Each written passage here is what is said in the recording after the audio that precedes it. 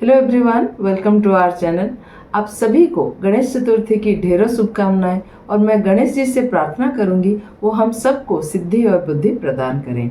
गणेश जी को नमन करके हम शुरू करते हैं आज का वीडियो। जैसा कि हमने पिछले वीडियो में डिस्कस किया था सारे इंडिसेस को, वहाँ पे हमने देखा था काफ़ी सारे इंडिसेस में हमें नेगेटिव डाइवर्जेंस देखने को मिल रहा था, लेकिन वहाँ पे हमने ये भी देखा था कि जो हेल्थ केयर सेक्टर है वहाँ पे काफ़ी अच्छा मूवमेंट अभी भी जारी है। अभी भी वहाँ पे हमें एक हायर हाइज और हायर लोज बनाता हुआ हेल्दी अप ट्रेंड में इंडेक्स चल रहा है। उसको नजर में रखते हुए आज हम बात करने वाले हैं 3 स्टॉक्स के बारे में हेल्थ केयर सेक्टर के, जिनमें काफी अच्छा मल्टी ईयर ब्रेकआउट हमें देखने को मिला है। ऐसे पहले भी मैंने 1.5-2 महीने पहले हेल्थ केयर सेक्टर के ऊपर एक सेक्टर स्पेसिफिक वीडियो बनाया था, जिसमें हमने काफी सारे स्टॉक्स को डिस्कस किया था।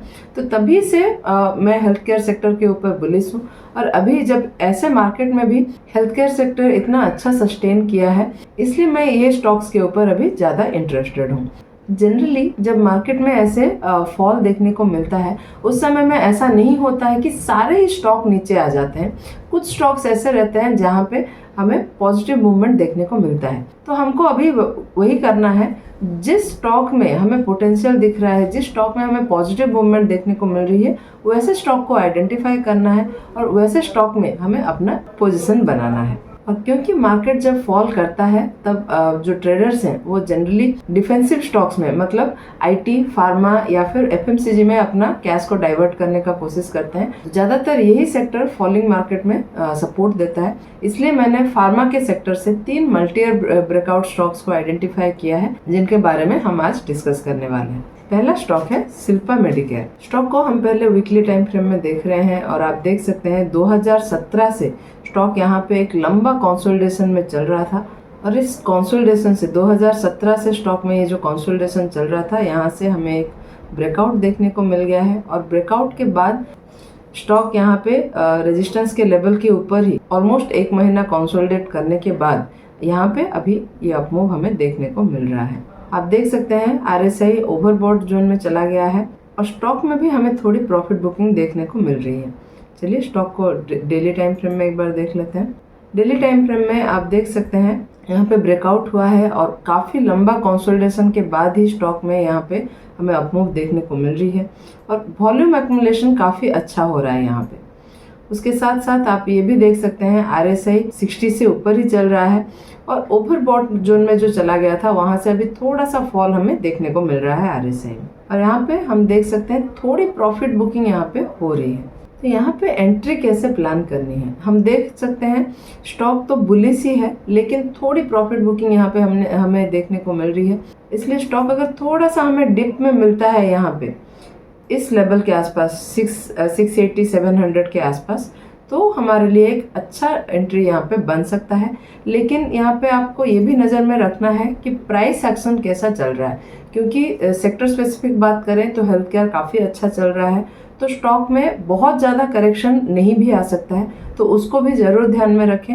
और जैसे ही आपको एक अच्छा बुलिश सिग्नल यहाँ पे दिखता है तो यहाँ पे आप अपना एंट्री प्लान करें।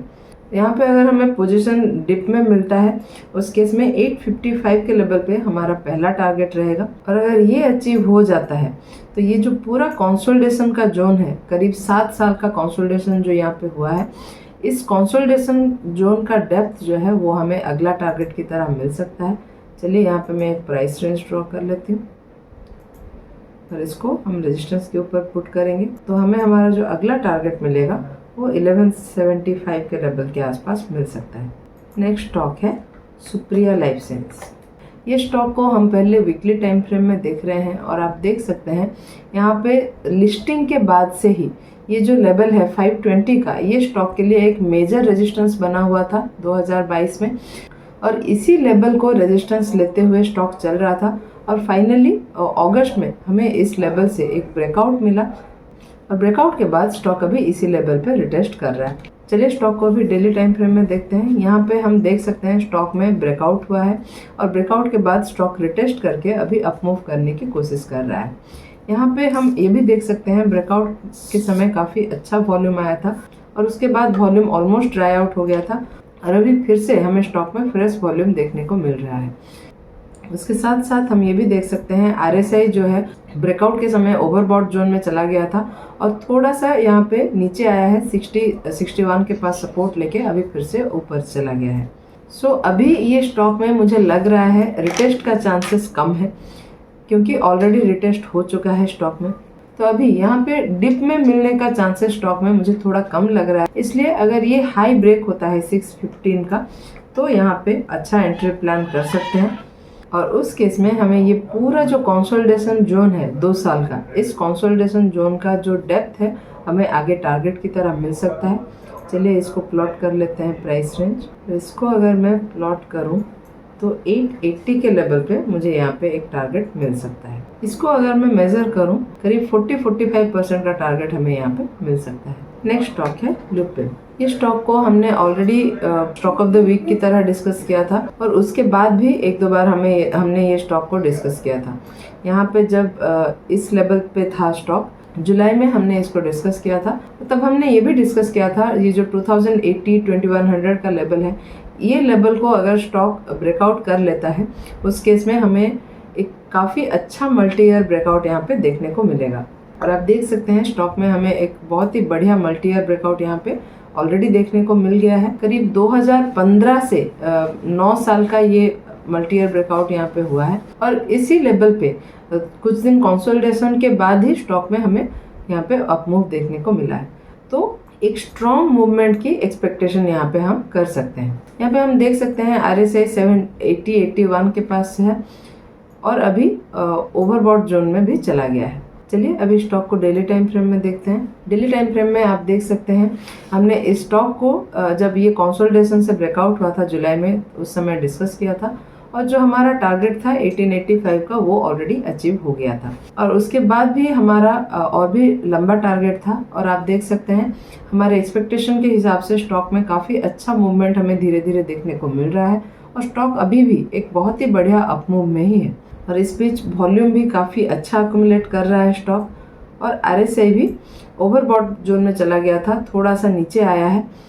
तो यहाँ पे मुझे लग रहा है स्टॉक में थोड़ी प्रॉफिट बुकिंग आ सकती है, क्योंकि एक तो मल्टी ईयर ब्रेकआउट हुआ है और स्टॉक में थोड़ा प्रॉफिट बुकिंग भी हमें देखने को मिल रही है। स्टॉक में अगर थोड़ा सा डिप हमें मिलता है ये 2100 के लेवल के आसपास तो हम यहाँ पे एंट्री प्लान कर सकते हैं। लेकिन जैसा कि मैंने शिल्पा मेडिकेयर में भी बोला, प्राइस एक्शन को ध्यान में ज़रूर रखें। हो सकता है स्टॉक में बहुत ज़्यादा गिरावट ना आए, बहुत ज़्यादा करेक्शन ना आए और स्टॉक थोड़ा ही करेक्शन होके फिर से अपमूव करने की कोशिश करें, क्योंकि हेल्थ केयर का इंडेक्स काफ़ी अच्छा चल रहा है। तो यहाँ पे अगर प्राइस एक्शन अच्छा रहता है तो 2315 का हाई ब्रेक होने पे भी एक छोटा क्वांटिटी में हम एंट्री प्लान कर सकते हैं। तो अगर डिप में हमें स्टॉक मिलता है, ये जो हाई है 2315 का, ये हमारा पहला टारगेट हो जाएगा और ये लेवल अगर अचीव हो जाता है तो स्टॉक ऑल टाइम हाई में चला जाएगा और उस केस में हम टारगेट के लिए ये कंसोलिडेशन जोन का डेप्थ को कंसिडर करेंगे। और यहाँ पे अगर मैं एक प्राइस रेंज ड्रॉ करूँ और इसको पुट करूँ रेजिस्टेंस के ऊपर, तो मुझे मेरा अगला टारगेट मिल जाएगा 3670 के लेवल। लेकिन तीनों ही स्टॉक में जैसा कि हमने देखा मल्टी ईयर ब्रेकआउट हुए हैं, तो यहाँ पे थोड़ा पोजिशनल प्लानिंग करना बेटर रहेगा और हमेशा ही एक प्रॉपर एनालिसिस के साथ कोशिश करें अपना पोजीशन बनाने की स्टॉक में, या फिर अपने फाइनेंशियल एडवाइजर की सलाह जरूर ले लें। और ये हमारी तरफ से कोई भी बाइंग या सेलिंग का सजेशन नहीं है। ये जो डिस्कशन हम कर रहे हैं ये आप लोग के साथ मैं सिर्फ मेरा पॉइंट ऑफ व्यू शेयर कर रही हूँ और मेरा जो पॉइंट ऑफ व्यू है ये कम्प्लीटली गलत हो सकता है, तो अपने सूझबूझ से, अपने एनालिसिस से अपनी इन्वेस्टमेंट प्लान करें। सो ये हो गया हमारा आज का स्टॉक्स का एनालिसिस। आपको हमारा एनालिसिस कैसा लगा हमें कमेंट में लिख के ज़रूर बताइएगा और अगर पसंद आया हो तो वीडियो को लाइक और चैनल को सब्सक्राइब करना बिल्कुल मत भूलिएगा। ऐसे ही और टेक्निकल एनालिसिस के साथ मिलते हैं अगले वीडियो में। Thank you.